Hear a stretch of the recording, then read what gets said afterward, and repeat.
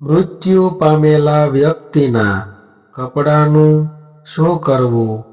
99% લોકોને નથી ખબર આ સત્ય. મૃત્યુ પામેલા વ્યક્તિના કપડા વિશે સૌથી મોટો અને સૌથી અજાણ્યો પ્રશ્ન એ છે કે અંતિમ સંસ્કાર પછી આ વસ્ત્રોનું શું કરવું જોઈએ. ઘણા ઘરોમાં આ વાતને લઈને ભય, અજ્ઞાન અને પરંપરાનો મિશ્રણ જોવા મળે છે. પણ ગરુડ પુરાણ કહે છે કે આ કપડાં માત્ર વસ્ત્ર નથી રહેતા, તે વ્યક્તિના અંતિમ શ્વાસોની સૂક્ષ્મ ઊર્જાને થોડો સમય સુધી ધારણ કરે છે. એટલે જ શાસ્ત્રોમાં તેને અત્યંત સંવેદનશીલ વસ્તુ તરીકે માનવામાં આવી છે. પરંતુ આ સંવેદનશીલતા કોઈ ડરાવનારી નથી. આ એક આધ્યાત્મિક ગુંજન છે જે પરિવારની ભાવનાત્મક સ્થિતિ અને ઘરની ઊર્જા પર અસર કરી શકે છે. ઘણા લોકો એ વસ્ત્રો દાન કરી દે છે, ઘણા લોકો નષ્ટ કરે છે અને ઘણાને ખબર જ નથી કે સાચું શું. પરંતુ શાસ્ત્રો કહે છે કે કપડાનો નિર્ણય માત્ર પરંપરા નથી, આ આત્માના મુસાફરી સાથે જોડાયેલો એક કરુણાભર્યો તત્વ છે. કારણ કે શરીર વિદાય લઈ જાય છે, પણ એની આસપાસ રહેલી છેલ્લી ક્ષણોની અણસાર ઊર્જાનો થોડો સમય સુધી કપડા સાથે રહે છે. જો આ વસ્ત્રો કોઈ અજાણ વ્યક્તિએ પહેરી લે તો તેની ઊર્જા પ્રણાલી પર અસર થઈ શકે છે. અને જો આ કપડાને લાંબા સમય સુધી ઘરમાં રાખી દેવાય તો ઘરના વાતાવરણમાં એક અદૃશ્ય ભાર વધતો જાય છે.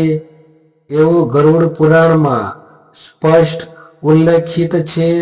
પરંતુ એ ઘનતા કોઈ નકારાત્મકતા નથી, એ માત્ર અધૂરી ઊર્જાનું અટવાયેલું વર્તુળ છે.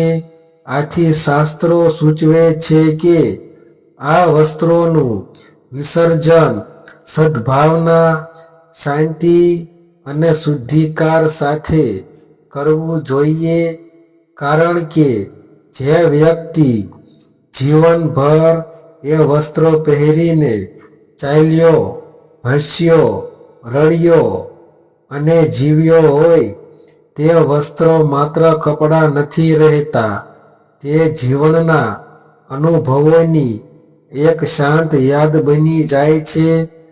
પરંતુ આ યાદોને સાચવી રાખવી કે વિસર્જિત કરવી તે પરિવારના આધ્યાત્મિક વિવેક પર આધારિત છે. ઘણા લોકો કપડાં સાચવી રાખે છે અને એ યાદો ફરીથી દુઃખ ઉઠાવે છે. કેટલાક ઘરોમાં આ કપડાં લાંબા સમય સુધી રહેતા હોવાથી એક ભારભાવ અનુભવાય છે. ગરુડ પુરાણ કહે છે કે વસ્ત્રોને સન્માનપૂર્વક વિસર્જિત કરવામાં આવે તો આત્મિક ઊર્જા શાંતિથી પોતાના માર્ગે આગળ વધે છે અને પરિવારની મનોદશા પર પણ એક હળવાશ આવે છે. આથી કપડાને નષ્ટ કરવું, દાન કરવું કે પાણીમાં વિસર્જિત કરવું તે બધું યોગ્ય છે, પણ મૂળ વાત છે ભાવના અને શુદ્ધિ. કારણ કે કપડાને કેવી રીતે સંભાળીએ તે મૃતકની આત્માનો સન્માન અને ઘરના સંતુલન બંનેને અસર કરે છે. અને આ સત્ય સાંભળીને આજ તમે ખરેખર ચોંકી જશો કેમ કે કપડાની બાબતમાં આપણે જે માનતા રહ્યા તે કરતા શાસ્ત્રોમાં લખાયેલું સત્ય ઘણું વધારે ઊંડું છે. મૃત્યુ એ જીવનનો અંત નથી, પરંતુ એક નવી સફરની શરૂઆત છે, એવું શાસ્ત્રોમાં કહેવામાં આવ્યું છે. અને જ્યારે કોઈ પોતાના જીવનનું અધ્યાય પૂર્ણ કરીને જઈ જાય, ત્યારે તેના પછી રહેલા દરેક ચિહ્ન, તેની વસ્તુઓ, તેના શબ્દો અને ખાસ કરીને તેના કપડાં પરિવારના હૃદયને ઊંડે સુધી સ્પર્શે છે. ઘણા ઘરોમાં અંતિમ વિદાય પછી સૌથી મોટો પ્રશ્ન એ જ ઊભો થાય છે કે હવે આ કપડાનું શું કરવું? કેમ કે તે વસ્ત્રો માત્ર કપડાં નથી રહેતા, તે માણસના અંતિમ દિવસોની, અંતિમ ક્ષણોની એક શાંત યાદ લઈને રહે છે. ગરુડ પુરાણમાં આ બાબતે જે લખાયું છે તે અત્યંત સૂક્ષ્મ અને આધ્યાત્મિક છે. શાસ્ત્ર કહે છે કે મૃત્યુ પછી થોડો સમય સુધી વસ્ત્રોમાં જીવનના અંતિમ સ્પંદનો અણસાર રહે છે. આ સ્પંદનો કોઈ ડરાવનારી વસ્તુ નથી, પરંતુ એક નાજુક ઉર્જાત્મક છાપ છે, જેને સમજવી જરૂરી છે. પરંતુ 99% લોકો આ સત્યને જાણતા નથી. એટલે જ ઘણા ઘરોમાં આ કપડાને લઈને ગૂંચવણ, અજ્ઞાન અને ક્યારેક તો ભય સર્જાય છે. કેટલાક લોકો દાન કરે છે, કેટલાક નષ્ટ કરે છે, કેટલાક સાચવી રાખે છે, પરંતુ કયું યોગ્ય અને શાસ્ત્રીય છે એ બહુ ઓછા લોકો જાણે છે.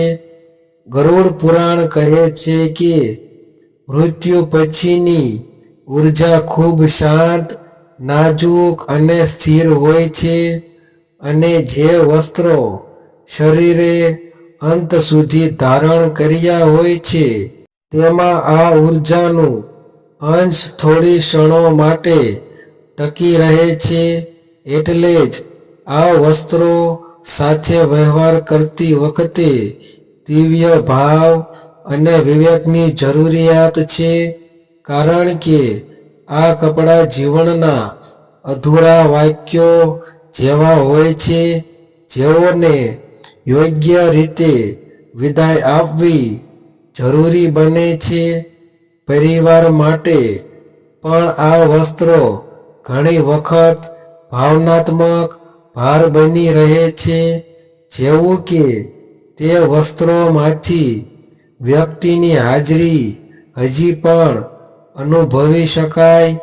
આથી શાસ્ત્રો કહે છે કે કપડાનો નિર્ણય માત્ર પરંપરા નથી, તે મુક્તિ, શાંતિ અને ઘરના ઉર્જાત્મક સંતુલન સાથે જોડાયેલો છે. જો આ નિર્ણય વિવેકપૂર્વક લેવાય તો પરિવારનું મન હળવું બને છે, અને મૃત આત્મા માટે શાંતિનો માર્ગ પણ સહજ બને છે. આજનું આ જ્ઞાન તમને એ રસ્તો બતાવશે કે મૃત્યુ પામેલા વ્યક્તિના કપડા સાથે શાસ્ત્ર મુજબ શું કરવું જોઈએ, અને કેમ આ પ્રક્રિયા જીવન અને મૃત્યુ બંનેને સંતુલિત રીતે સમજવાનો માર્ગ બની જાય છે. ગરુડ પુરાણમાં મૃત્યુ પછીની પ્રક્રિયાઓ વિશે જે વિગતોથી સમજાવવામાં આવ્યું છે, તે માત્ર ક્રિયાઓનો ફેરફાર નથી, પરંતુ જીવનની ઉર્જા ક્યાંથી ક્યાં વહે છે તેનો આધ્યાત્મિક નકશો છે અને આ નકશામાં મૃતકના કપડાનો વિષય અત્યંત મહત્વ ધરાવે છે, કેમ કે મૃત્યુ પછી શરીરથી દૂર થતી આત્મા તેની આસપાસ રહેલી દરેક સૂક્ષ્મ ચિહ્નને થોડો સમય સુધી અનુભવતી રહે છે. શરીરને સ્પર્શેલા વસ્ત્રો એમાં સૌથી ઊંડું ચિહ્ન હોય છે, કેમ કે તે જીવનની છેલ્લી ક્ષણોના સ્પંદનોને સચવાઈ રાખે છે. પરંતુ આ સ્પંદનો કોઈ ડરાવનારી નકારાત્મકતા નથી. આ તો એક નાજુક ગુંજન છે જે મનુષ્યના અંતિમ શ્વાસ સાથે હળવું બની જાય છે. ગરુડ પુરાણ કહે છે કે જ્યારે શરીર અંતિમ યાત્રા પર જાય છે ત્યારે તેના કપડાને હળવાશથી વિસર્જન કરવું જોઈએ, જેથી આત્મા અને ઘર બંને પર શાંતિનો પ્રવાહ રહે. ઘણા લોકો માનતા હોય છે કે કપડાને જલાવી દેવા જોઈએ, પણ શાસ્ત્રો કહે છે કે એ હંમેશા જરૂરી નથી. વાસ્તવમાં 3 માર્ગ જણાવાયેલા છે. પ્રથમ, વસ્તુઓ શુદ્ધ અને પહેરવા લાયક હોય તો સદભાવથી દાન કરવી. બીજું, જો વસ્ત્રો જૂના, ફાટેલા કે દુઃખદ સંવેદના ઊભી કરે એવા હોય તો શુદ્ધિકાર સાથે વિસર્જિત કરવા. ત્રીજું, જો કપડા સાથે ઘનતા અથવા ભારભાવ અનુભવાય તો તેને પાણીમાં વિસર્જિત કરવાની પ્રક્રિયા પણ શાસ્ત્રોમાં માન્ય છે. પરંતુ સૌથી મોટી વાત એ છે કે આ નિર્ણય ભાવનાત્મક વિવેક સાથે લેવો જોઈએ, કારણ કે કપડા સાથે વ્યક્તિના જીવનના છેલ્લા ક્ષણોની એક હાજરી રહે છે અને આ હાજરીને જબરદસ્તી પકડી રાખવી એટલે આત્માના માર્ગમાં નાનો અટકાવ ઊભો કરવાનો પ્રયત્ન કહેવાય.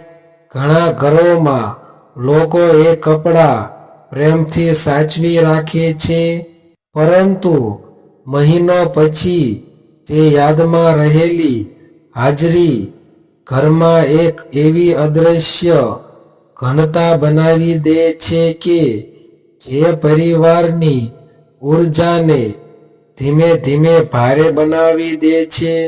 એથી શાસ્ત્ર સૂચવે છે કે કપડાને હંમેશા સન્માનની વિદાય આપવી, દૈનિક વપરાશમાં ન રાખવા, પહેરવા ન આપવાના અથવા તેમને સંપત્તિ તરીકે નહીં પરંતુ સંસ્કાર તરીકે જોવા. ગરુડ પુરાણ કહે છે કે શરીર વિદાય લીધા પછી 10 દિવસ સુધી આ કપડાની ઊર્જા અત્યંત શાંત અને સૂક્ષ્મ રહે છે. એટલે આ સમય દરમિયાન તે વસ્ત્રોને સ્પર્શ કરતી વખતે પણ મનને સ્વચ્છ, શાંત અને પ્રાર્થનાભર્યું રાખવું, કારણ કે આ ઊર્જા પરિવારના મન મિજાજને ખૂબ સૂક્ષ્મ રીતે અસર કરતી હોય છે. જો આ વસ્ત્રોને અચાનક કોઈ વપરાશમાં લઈ લે તો તે વ્યક્તિના મનમાં અસમજ્ય ચીડ, દુઃખ અથવા ખાલીપો અનુભવાઈ શકે છે, કારણ કે વસ્ત્રનું સ્પંદન હજી સુધી સ્થિર થયું નથી. આથી શાસ્ત્રો કહે છે કે કપડાનો નિર્ણય ઉતાવળમાં નહીં, પરંતુ અંતરંગ શાંતિથી લેવો જોઈએ. જો કપડા દાન કરી રહ્યા હો તો ખાસ ધ્યાન રાખવું કે તે દાન જરૂરિયાતમંદને જ મળે. સ્વચ્છતાથી ધોઈને અને શુભ ભાવથી આપી દેવામાં આવે તો કપડાની અંદર રહેલું અંતિમ સ્પંદન પણ કરુણામાં રૂપાંતરિત થઈ જાય છે અને આ દાન આત્માને પણ એક સકારાત્મક પુણ્ય રૂપે લાગતું હોય છે. જો કપડાં નષ્ટ કરી રહ્યા હો તો તેને જલાવવાના બદલે શુદ્ધિકાર સાથે વિસર્જિત કરવું વધુ યોગ્ય માનવામાં આવ્યું છે, કારણ કે જલાવવાથી કેટલીક વાર ઘરનાવાત્મક ઉર્જાઓ પર ભાર પડે છે એવું શાસ્ત્ર કહે છે. પરંતુ વિસર્જન અથવા દાન કરવાથી તે ભાર હળવો થઈ જાય છે અને પરિવાર પર પણ એક મનોચિકિત્સાત્મક શાંતિ આવે છે. ગરુડ પુરાણમાં એક અદ્ભુત વાત લખાઈ છે. કપડાનું વિસર્જન એ શરીરની વિદાય જેટલું જ મહત્વ ધરાવે છે, કારણ કે વસ્ત્રો ફક્ત તંતુઓ નથી, તે જીવનના અધ્યાયો છે જેઓને શાંતિપણે પૂર્ણ કરવા જોઈએ. આથી કપડાને સન્માનથી વિદાય આપવી એ માત્ર ક્રિયા નથી, આ એ વ્યક્તિને કહી દેવાનું છે કે તમે આમાં હજી છો, પણ હવે તમારી ઉર્જા શાંતિથી આગળ વધતી રહે. અને આ સમજણ સાથે કપડાનું વિસર્જન કરનાર પરિવાર પરમ શાંતિ અનુભવે છે.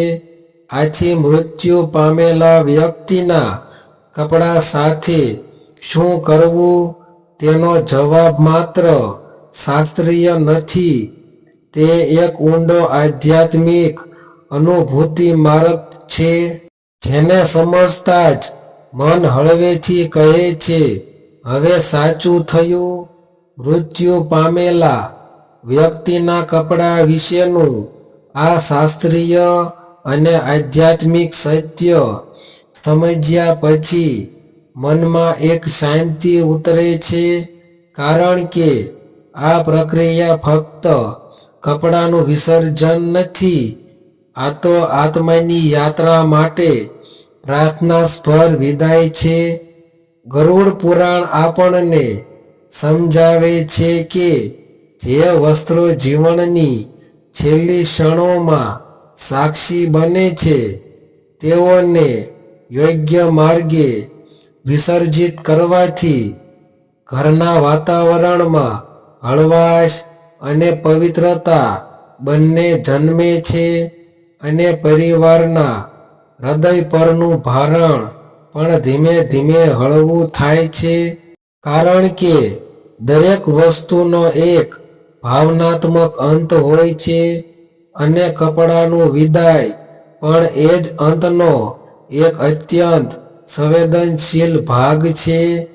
પણ એક વાત યાદ રાખવાની છે, આ પ્રક્રિયામાં ડર નહીં પરંતુ સમજણ જરૂરી છે, કારણ કે શાસ્ત્રોનું જ્ઞાન હંમેશા ભય દૂર કરે છે અને પ્રકાશ આપે છે.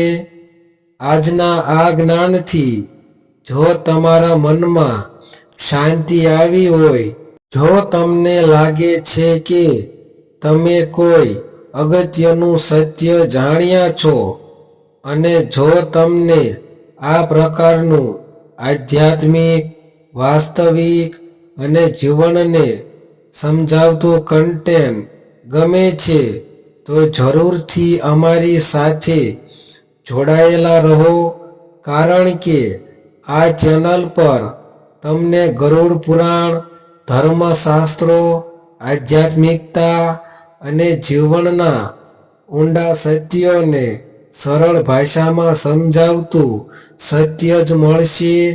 અને જો તમે ઈચ્છો કે આ પ્રકારનું જ્ઞાન વધુ લોકો સુધી પહોંચે, તો કૃપા કરીને આ વિડિયો લાઈક કરજો, કારણ કે તમારું એક લાઈક પણ આ જ્ઞાનને આગળ વધારવાની શક્તિ આપે છે. અને હા, સબસ્ક્રાઈબ તો જરૂર કરજો, કારણ કે આગળ પણ તમે એવી ઘણી વાતો સાંભળશો જે જીવનને નવી દ્રષ્ટિ આપી જાય. દરેક નવા વિડીયોમાં તમને એવો જ સત્ય, એવી જ સમજણ અને એવી જ આધ્યાત્મિક ઉર્જા મળશે જે મનને હળવેથી સ્પર્શે છે. અને બેલ આઇકન દબાવી દેશો તો જ્યારે પણ હું નવા આધ્યાત્મિક સત્યો લઈને આવીશ ત્યારે તમે સૌથી પહેલા જાણશો. અમારી આ યાત્રા જ્ઞાનની છે, શાંતિની છે અને સત્યને સમજાવવાની છે. તમારી સાથેનો આ સહયોગ અમારી પ્રેરણા છે. તમારો એક સબસ્ક્રાઇબ એ સંદેશ આપે છે કે તમે પણ જીવનને ફક્ત જીવવા નહીં પરંતુ સમજવા માંગો છો. આથી દિલથી આમંત્રણ, ચાલો જોડાઈએ, શીખીએ, સમજીએ અને સત્યના આ માર્ગ પર સાથે આગળ વધીએ. જય માતાજી.